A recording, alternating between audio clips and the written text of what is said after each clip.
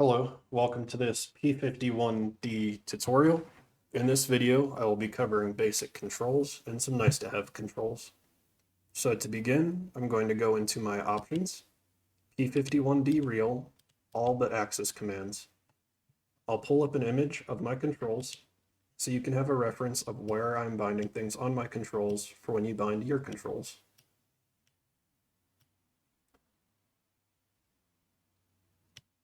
Alrighty, the first thing that we're going to want to have bound is our gunfire. I have this bound on my trigger, and I actually have it bound on the second detent, but you can put it to whatever is convenient for you. The next thing to have bound is your weapon release button.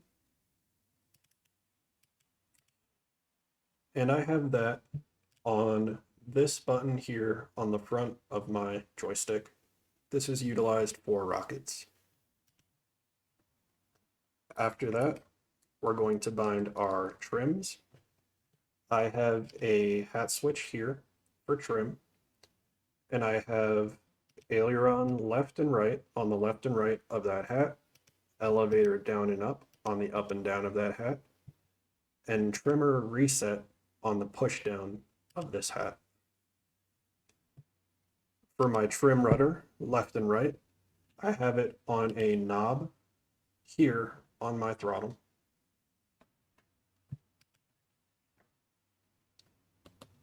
After those keybinds, you may want to bind your landing gear. I have landing gear down and up on my landing gear switch here. You will also want a keybind for your flaps down and up. I have that on a switch here.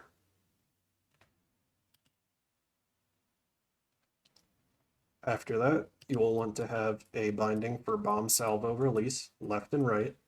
These are utilized for dropping your fuel tanks or your bombs.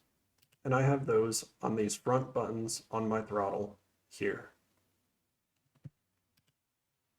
After that, you'll want a keybind for war emergency power. And I have that on this push button on my throttle grip here. Those are all the main need to haves. Once again, if you don't have bindings for gear or flaps, you can always click them in the cockpit. Now we can cover some nice to haves. I have a bailout bound to this button here. I have get a new plane respawn bound to this button here. And I have a rearming refueling window bound to the down position of this switch here. That way I don't need to open a radio communication menu to rearm and refuel. After that, you may want a binding for your F1 cockpit view and your F10 theater map view, which I put on the up and the down position of this switch here.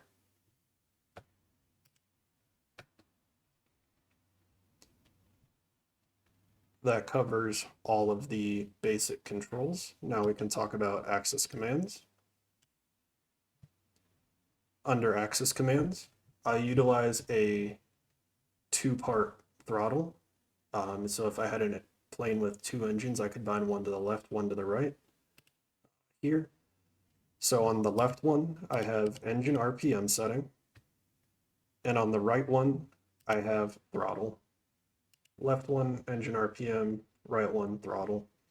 If you only have a single throttle or a slider to use, engine RPM is not important. You can control that in the plane.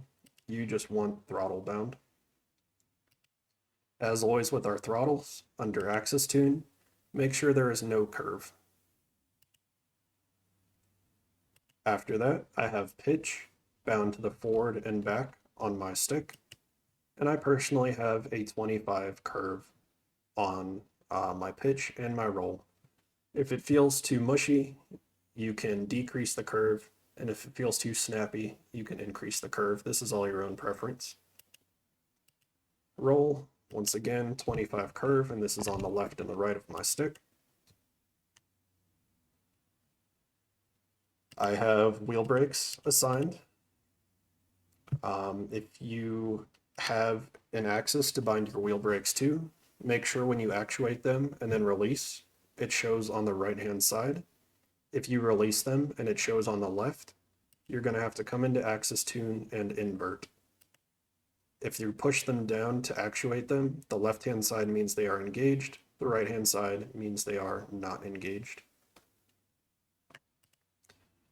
As for rudder, I have that assigned, and I have that with a 14 curve.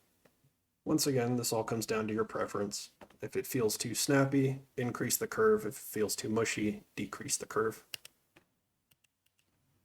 Now some nice to haves under these controls. I have my K14 range to target and K14 target span. I have range to target on my forward back, and my target span on my left and right of this analog stick on the front of my throttle. This is utilized for calculating ranging information for air-to-air engagements, and it's not really a need to have, but more of just a nice to have. That covers all of the controls needed. There's not a whole lot that you'll need for this aircraft. A lot of them are just nice to haves, as you can click everything inside the cockpit. As for special, if I go down to P-51, I personally have auto rudder assistance for takeoff turned off.